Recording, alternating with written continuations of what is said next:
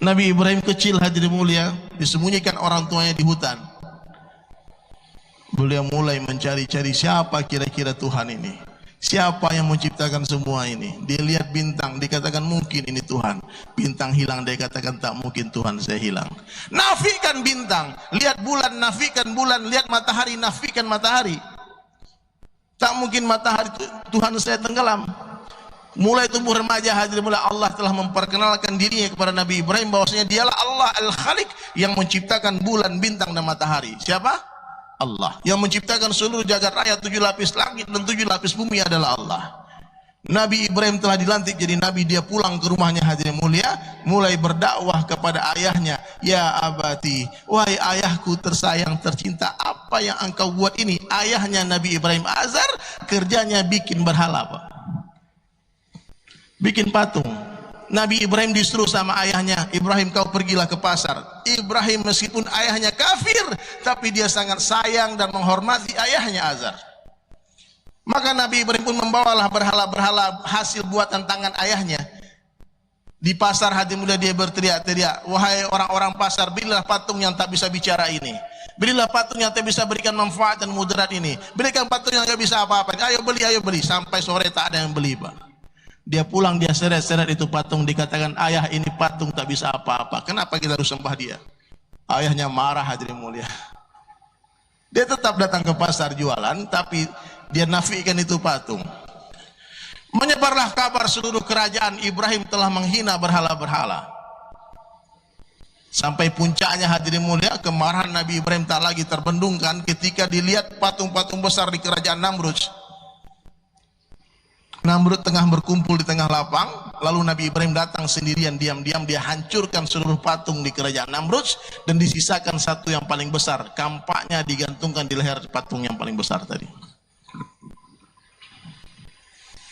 Tak takut Nabi Ibrahim hadirin mulia, sendirian saja.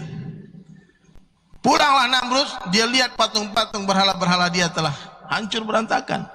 Langsung dia tahu ini pasti perbuatan Ibrahim. Panggil Ibrahim. Ibrahim, Pak, antum kalau baca kitab Bukhari, Imam Bukhari, itu di dalam sana ada ciri-ciri tentang fisiknya Namrud. Namrud itu bukan raja yang kurus kerempeng, bukan. Raja yang besar ototnya, sakti mandraguna, yang tak pernah sakit seumur hidupnya. Namrud itu raja yang sangat mencintai rakyatnya. Jangan main-main, Pak. Rakyatnya minta beras, kasih beras. Minta uang, kasih uang. Syaratnya satu saja, sujud di depan dia.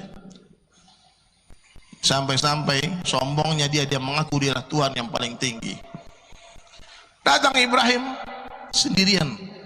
Lihat Namrud, nafikan Namrud. Ini Namrud raja, tak bisa apa-apa, tak bisa membunuh, tak bisa menghidupkan, tak bisa mematikan, tak bisa beri manfaat dan mudarat. Sendirian tanpa ada sedikit pun rasa takut di hati Nabi Ibrahim. Namrud tanya, ya Ibrahim, man rabbuka? Siapa Tuhanmu? Mestinya yang nanya ini mungkar nakir, Pak. Tapi Namrud kurang ajar. Dengan yakin sempurna, tauhid yang sempurna hadirin mulia, apa jawaban Nabi Ibrahim? Allah. Bergetar jantungnya Namrud mendengar nama Allah. Dialah Allah yang telah menghidupkan dan mematikan. La ilaha illallah. Namrud ketawa, Pak. Menghidupkan, mematikan, itulah Allah. Kau lihat, panggil satu orang, dibunuh. Ibrahim, kamu lihat siapa yang mematikan? Aku. Satu orang diberikan hidup. Dalam riwayat lain saya dengar dari guru saya dikatakan dibunuh orang satu orang, dipukul, mati, jatuh, kemudian dipukul lagi, hidup lagi. Subhanallah. Sujud Ibrahim, akulah Tuhanmu, Allah yang menghidupkan dan mematikan itu. Dai ini kalau kepepet, Pak, kalau terpojok, datang ilham, turun wahyu. Dialah Allah Ta'ala yang telah menerbitkan matahari di ufuk timur dan tenggelamkan matahari di barat. Wahai Namrud, kalau kau betul-betul Tuhan, sekarang terbitkan matahari dari barat, tenggelamkan di timur. Orang kalau berdebat dengan orang tauhid, ahli tauhid, tak mungkin menang, Pak. Malu Namrud, kalah dialog dengan Nabi Ibrahim. Ini kalau penguasa zalim telah mulai kalah, Pak. Maka Namrud pun berteriak, panggil, tentara, polisi, tangkap Ibrahim. Antum kalau ngomong tauhid terus, Pak, ujung-ujung nanti ditangkap juga sama penguasa zalim. Untung negara kita penguasa kita zalim, ya. Tak ada ulama yang ditangkap di sini, Pak. Ada? Oh, khilaf itu, nggak sengaja. Nggak sengaja itu. Paling habis itu nyesal juga. Karena saya yakin semua orang di Indonesia ini, pejabat-pejabat kita orang beriman. Nah, orang soleh-soleh, orang baik-baik semua. Kalau ada yang tertangkap, pasti nggak sengaja. Khilaf. Tanpa pengadilan langsung dijatuhi vonis mati. Nabi Ibrahim divonis dibakar hidup-hidup, Pak. Allahu Akbar. Takutkah Nabi Ibrahim dengan ancaman itu? Tidak. Karena Nabi Ibrahim yakin itu api tak bisa membakar tanpa izin Allah. La ilaha illallah. Coba kita runut dari pertama ya. Siapa yang dinafikan oleh Nabi Ibrahim? Yang pertama bintang, yang kedua bulan, yang ketiga matahari, yang keempat berhala-berhala sesembahan orang kafir, yang kelima raja-raja dinafikan. Penguasa yang zalim dinafikan. Bahkan penguasa yang tidak zalim pun nafikan. Ini presiden, gubernur, bupati tak bisa apa-apa, tak punya kekuasaan. Hanya Allah yang berkuasa, selain Allah dikuasai.